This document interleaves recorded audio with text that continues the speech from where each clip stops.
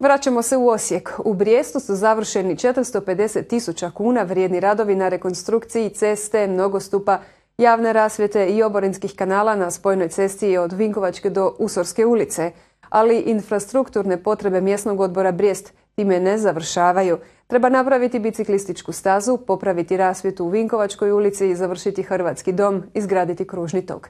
Grad je već osigurao sredstva za neke od kapitalnih projekata, pa bi mještani Brijesta vrlo skoro mogli živjeti u puno ugodnijem okruženju. Šminkanje osječkih gradskih četvrti i mjesnih odbora traje već nekoliko mjeseci, a ovih je dana na red došao Brijest, točnije spojna cesta između Vinkovačke i Usorske ulice.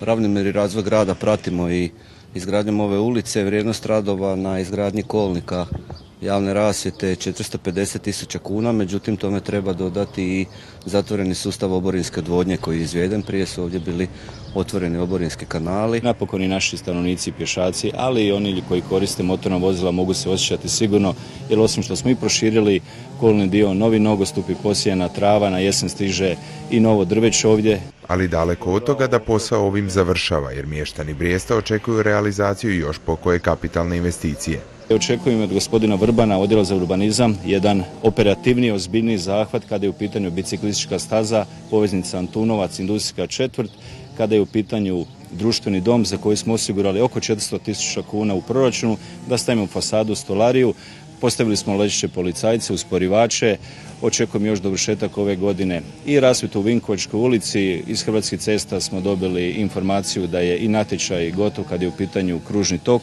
Gradonačelnik Vrkić pritom ima nimalo jednostavan zadatak – osigurati potrebna sredstva. Nakon proljetnih radova na području cijelog grada porasli su i apetiti. Komuniciramo, razgovaramo sa mjesnim odborima, gradskim četvrtima i na taj način postižemo ono što je važno, a to je da u ovo skromno novca što imamo pravilno rasporedimo da bi svi od toga imali koristi i podjednako uživali u našem lijepom gradu Osijeku. Nakon mjesnog odbora Brijest već za idući tjedan najavljeno je novo druženje u Rokovoj ulici.